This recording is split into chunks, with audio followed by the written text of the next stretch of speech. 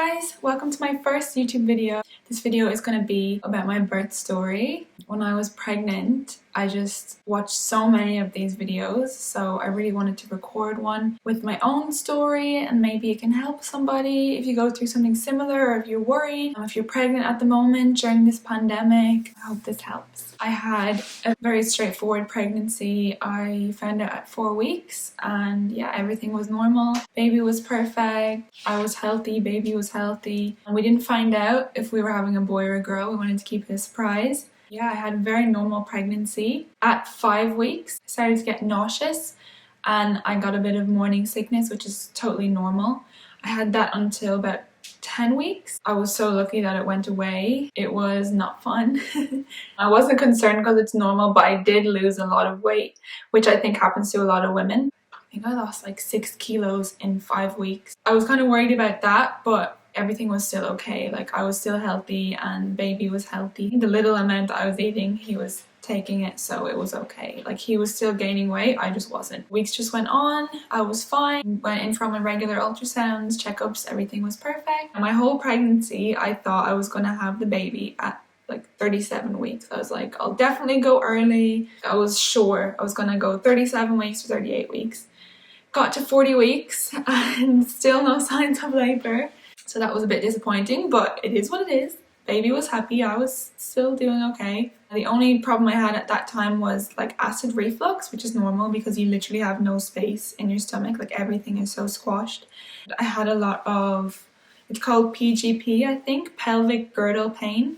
There's so much pressure on your pelvis that the bones kind of rub off each other when you walk. That was quite painful, so I didn't walk that often. Luckily, we were in a pandemic, so I couldn't really do anything anyway.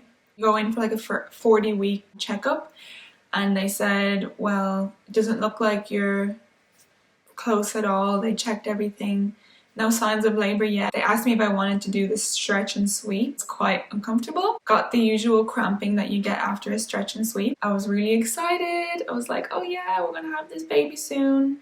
They told me that I just needed to book in an induction just in case the baby didn't come. 10 days overdue. So when I was 41 weeks and 3 days, I was going to be induced. Didn't really want to be induced, but obviously if I have to, it's fine. But it was never in my plan to be induced. I was kind of trying to do everything to not be induced. I was eating pineapple, eating spicy food, bouncing on the ball all day, nearly every day. The induction day came, went into hospital at 41 weeks and 3 days, very pregnant, very big, ready to get this baby out. So the induction began. We arrived at the hospital at 4 p.m. on the 11th of May 2020. I think at 6 p.m. they brought me into the labor room, whatever it's called. I was waiting there for about an hour for the doctor to come. So the plan is, when you get induced, they do a balloon catheter. Well, this was for me anyway, a balloon catheter, and then you sleep at the hospital overnight. They check you at 6 a.m. and if there's still no signs of labor, they start the hormonal drip. I think it's Pitocin. I think that's what it is. But I never made it that far. So they put in the balloon catheter. That was more uncomfortable than I thought it was going to be, but it was fine. I was okay for like 30 minutes, and then all of a sudden I started to get strong contractions. And I was like, am I in labor? What is this? Is this just cramps, or is this the real thing? And I could see the contractions on the monitor. They were, I think, like 5 or 6 minutes apart. So they were quite close already and quite strong. Like, it didn't start off gradually. They were pretty intense contractions. And that went on for like 4 hours. Yeah, maybe it was like 4 hours. I'm trying to remember. It was about 4 hours. And Johnny was allowed to stay with me at this point. And they said, we'll keep the balloon in for a little while and see how things go. After those 4 hours, I said, I can't, please take this balloon out, like it's too much. Because I was having contractions and at the same time the balloon was pushing. So it was just too intense. They removed the balloon and everything stopped, everything slowed down.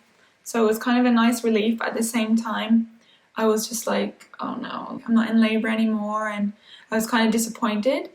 They told Johnny to go home and to get some sleep, and for me to get some sleep in the hospital. They kept me in the delivery ward, the labour room, instead of moving me to a bed because I had already started getting contractions, so there was no point on moving me. I stayed in that room. I tried to get some sleep. There was a few nurses coming in and out. A nurse came in to give me fluids through my IV, and they were just kind of checking on me, seeing if I was okay, checking my contractions, checking the baby. At 1 a.m. I finally fell asleep, and I probably slept for about 2 hours. Then I remember this so clearly. At 3:15 a.m. on the 12th of May, I woke up with the strongest contraction.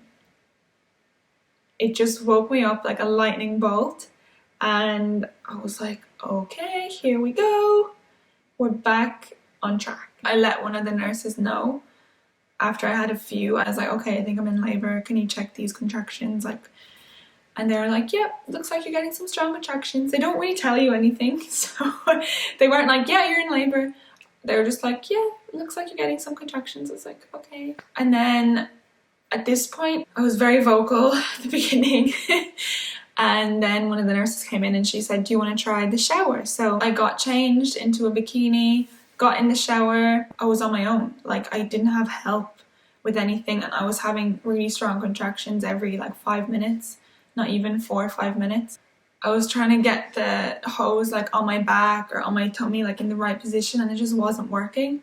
And I picked up the hose and I dropped it. The water went all over the bathroom. They were so busy in the hospital, and I kept calling. I was like, please help me.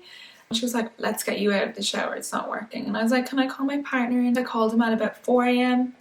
and he came. They asked me, did I want to try the gas and air? And I said, of course, I'll try it. Because at that point, I didn't want the epidural or anything else. I wanted to try and avoid it if possible, but obviously if I was in too much pain, I was going to take the epidural. I tried the gas and air. It was okay for a while, but as the contractions got more intense, it just wasn't really doing anything for me. I actually vomited twice from the gas and air. So I was like, no thank you, I don't want any more. They checked me at around 7 a.m. I'd been dealing with these intense contractions, trying to breathe through them as calmly as possible. All the nurses were amazing. Johnny, poor Johnny, he was trying his hardest to make me feel better. There's nothing you can really do. The doctor came back in to break my waters. I don't even really remember feeling that because I was having strong contractions, so I was just trying to focus on breathing through my contractions. Everything else was just a blur at this point. There's 6 hours where it's all just a blur. I don't really remember much except trying to breathe.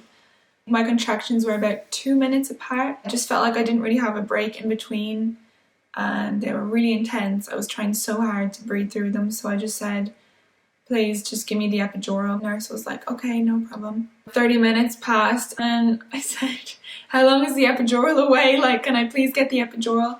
I remember between every contraction I was like, where is the epidural? Every break I had, I kept asking Johnny. And then the midwife was like, okay, yeah, he's coming now. He's coming. He's not far away. So I was like, okay, please get me this epidural. Finally, he came. The anesthesiologist, he was so lovely, he was so nice, he was really funny, very professional. He got the job done so quickly. I didn't feel anything. I just remember breathing through my contractions, trying to stay still, holding a pillow. Got the epidural. It was a tap, I think it's called, I'm not sure, where you can press a button and it will put more anesthetic in. I was numb from my legs down. I could still feel, I could still feel my toes if I moved them. I just couldn't feel the pain. I could feel pressure, but not pain, which is amazing. It was I was in a dream before that, and then all of a sudden I was like, oh, I'm back. What's happening? That was amazing. That was at around 10 a.m.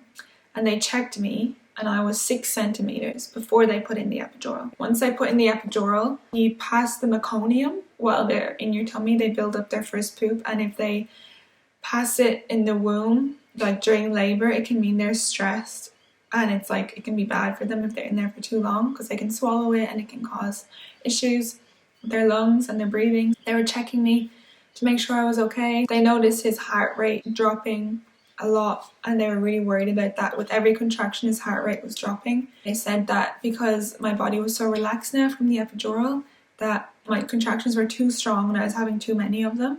Because my body was so relaxed, it was too strong for him to handle. All of a sudden there was like 10 nurses, doctors, so many different people, the anesthesiologist.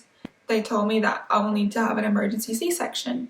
They checked me and I was 9 centimeters. So in 30 minutes I went from 6 to 9 centimeters after I had the epidural. So this was all just happening so fast. They told me that they're going to bring me down to the emergency room or the operating room, and either they were going to do an episiotomy, which is when they cut a bit of your skin so they can pull the baby out easier, and use forceps if they had to, if I was dilated enough. If not, it was going to be an emergency C-section. So I had to sign a form. It was all just happening so fast. Like being lifted onto a different bed, they told me, do not move.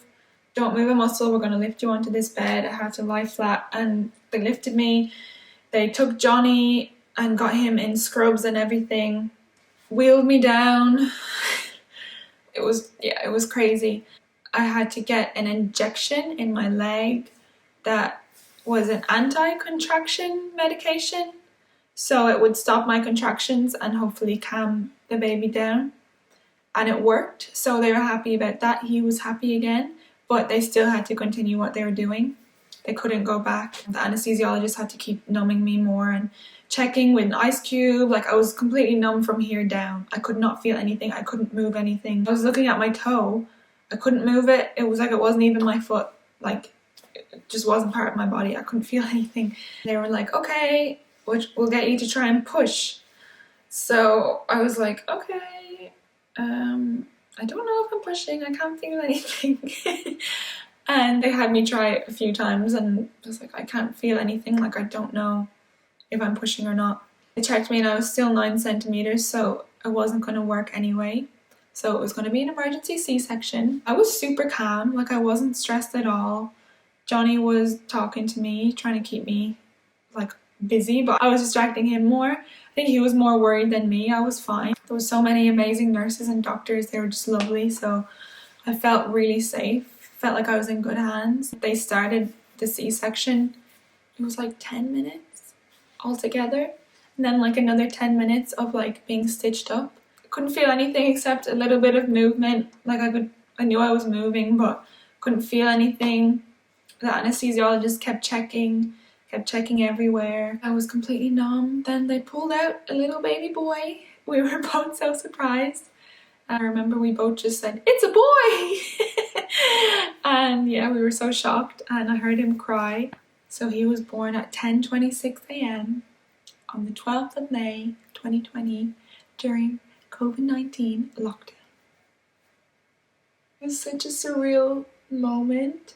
It was kind of strange because like I didn't go through like the whole pushing process and then they like put him straight on your chest. I didn't feel anything, and all of a sudden I just have this baby. They brought him over to the table to do the check and everything, and I think he peed like 3 times and pooped within like the first 2 minutes, which is a really good sign. And Johnny was over there. He cut the umbilical cord. I couldn't see anything. I could just hear him crying and things Johnny was saying, like, "Oh my god, that's mad, isn't it? Look at him, he's so small." And they brought him over to me and I held him for the first time. I was like, "Oh my god, look at him, he's so beautiful." And then he just turned his head and looked up at me. The doctors were amazing. Like I couldn't praise them enough. Nurses, everyone was so lovely. And then it got real. So because we were in a pandemic, I was kind of on my own for the nights. Johnny was there the daytime. I think he was allowed to stay till like 9 p.m. It was kind of hard because I just had a major surgery. I was breastfeeding every 2 hours after a major surgery on so much painkillers. I was being checked for bleeding and injections, all these different things. I honestly don't even know. I was on endone. I was very drowsy and I didn't really know what was going on. I was trying to feed my baby and stay awake, and I had to like set an alarm every 2 hours overnight to wake him up and feed him, and it was a lot. I'm not gonna lie, it's a lot. It's a big adjustment especially because Johnny couldn't stay and help me. So I couldn't get out of bed to change his nappy or anything. I had to always call a nurse. Couldn't go to the toilet. I had a catheter. The day after the C-section, it got me to stand up. I need to try to take a shower. That was all fine. Standing up, it feels strange. It's like your skin is kind of pulling, like you just had a baby in there and your muscles are so weak.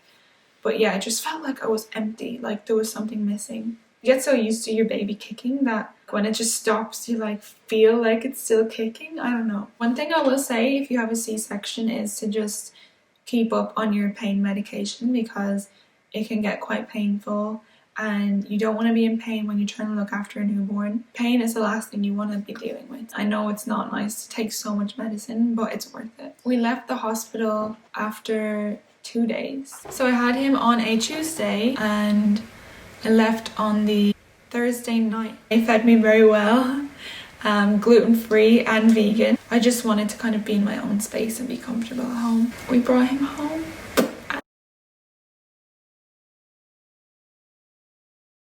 So at day 4 at home, a nurse came to the house and removed the bandage. It was all healing perfectly. Everything was fine. She asked me like some routine questions and everything was perfect. So yeah, it took me about 8 weeks to fully heal from my C-section. At like 5 days I was out walking around the shopping centre, which is a bit crazy. I thought I was fine. I was just like super fatigued and it would start to hurt, and I kind of pushed myself too far. Let yourself recover if you do have a C-section. It takes time, like it's a major surgery, especially when you're looking after a newborn. They say 8 weeks and I would say yeah, it was about 8 weeks until I started to feel normal again. But yeah.